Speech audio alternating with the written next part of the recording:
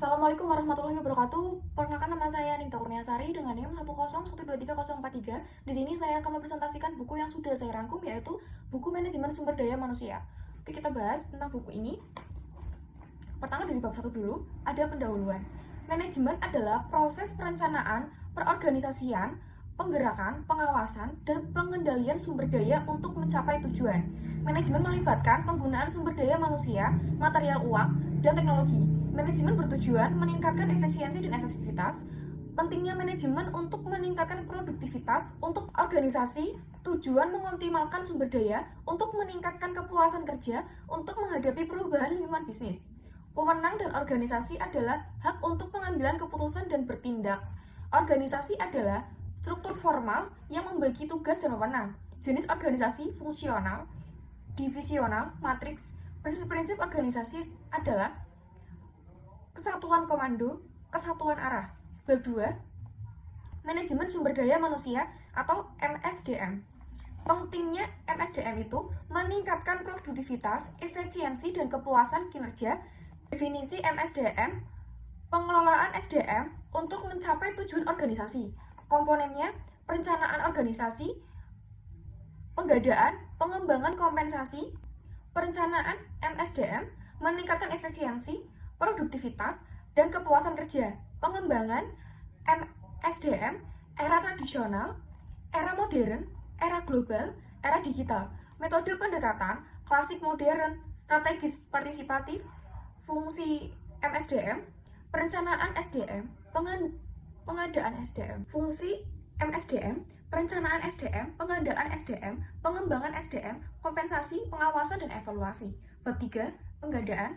Pentingnya pengadaan memenuhi kebutuhan SDM dan meningkatkan efisiensi, analisis pekerjaan, mengidentifikasi kebutuhan pekerja, uraian pekerja, deskripsi pekerjaan dan tugas, spesifikasi pekerjaan kualitas dan kemampuan, evaluasi pekerjaan, menilai nilai pekerjaan. Proses pengadaan, perencanaan kebutuhan, pengumuman lowongan, seleksi calon wawancara, tes psikologi, penempatan orientasi. Konsep utama, manajemen sumber daya manusia, pengadaan strategis, analisis pekerjaan, uraian pekerjaan, spesifikasi pekerjaan, evaluasi pekerjaan, dan pengembangan SDM.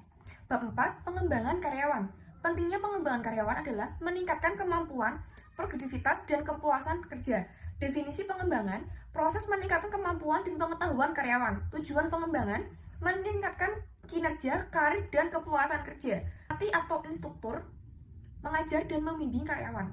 Metode pembangunan, pelatihan internal, pelatihan eksternal, mentorship, rotasi jabatan, studi lanjut.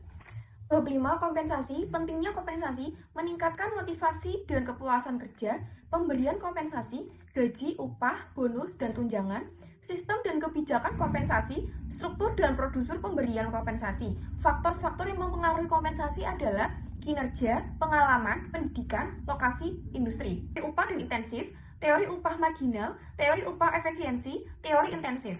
Bab 6, pengintegrasian. Pentingnya pengintegrasian adalah meningkatkan kerjasama tim, produktivitas, dan kepuasan kerja, hubungan antar manusia, komunikasi, kerjasama, dan konflik, motivasi dan faktor motivasi, intrinsik dan ekstrinsik, teori motivasi Maslow-Herborn, pimpinan dan kepemimpinan, gaya kepemimpinan, autokratis, demokratis, kesepakatan kerja bersama, perjanjian kerja, hak dan kewajiban, kolektif bergain, perundingan bersama antara pengusaha dan pekerja. Bab 7, pemeliharaan. Pentingnya pemeliharaan, meningkatkan kesejahteraan dan keselamatan kerja, metode pemeliharaan, pelatih, pengawasan, dan evaluasi, program kesejahteraan, tunjangan, fasilitas, dan layanan, keselamatan dan kesehatan kerja, pencegahan kecelakaan, penggunaan peralatan keselamatan, industrial Pancasila atau HIP, prinsip hubungan industrial berdasarkan Pancasila. Bab 8, kedisiplinan. Pentingnya kedisiplinan meningkatkan produktivitas dan kepuasan kerja, indikator kedisiplinan, kehadiran, kesepakatan waktu, kualitas kerja, persaingan dan konflik, komunikasi efektif, kepuasan kerja. Bab 8, kedisiplinan. Pentingnya kedisiplinan meningkatkan produktivitas dan kepuasan kerja, indikator kedisiplinan, kehadiran, ketepatan waktu, kualitas kerja, persaingan dan konflik, penyelesaian konflik, komunikasi efektif, kepuasan kerja, faktor-faktor yang mempengaruhi kepuasan kerja, stres dan frustasi, pengelolaan stres, teknik relaksasi. Bab 9, Pemberhentian. Pengertian pemberhentian adalah pengakhiran hubungan kerja. Alasan pemberhentian, pensiun, mengundurkan diri, PHK, dan meninggal dunia. Proses pemberhentian, notifikasi pengakhiran kontrak pembayaran pesangon. Undang-Undang Pemberhentian, Undang-Undang Nomor 13 Tahun 2023 tentang Ketenagakerjaan. Bab 10, Pengendalian Mutu Terpadu atau TKC.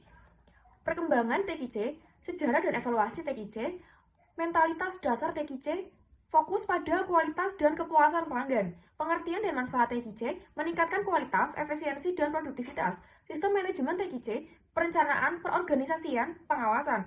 Penerapan TKC, implementasi TKC dalam organisasi. Bab 11, gugusan kendali mutu KCC. Pengertian KCC, kelompok kerja untuk meningkatkan kualitas. Inti dasar KCC, partisipasi, komunikasi, atau kerjasama tim. Sasaran program KCC, meningkatkan kualitas, produktivitas, dan kepuasan pelanggan. Organisasi KCC, struktur dan peran KCC dalam organisasi. Peranan pimpinan dan fasilitator, mengarahkan dan mendukung KCC. Pemecahan persoalan menggunakan metode KCC untuk menyelesaikan masalah. Terakhir, bab 12, perencanaan sumber daya manusia. Arti dan pentingnya PSDM, perencanaan strategis untuk SDM. Perencanaan PSDM, analisis kebutuhan perencanaan dan pengembangan SDM.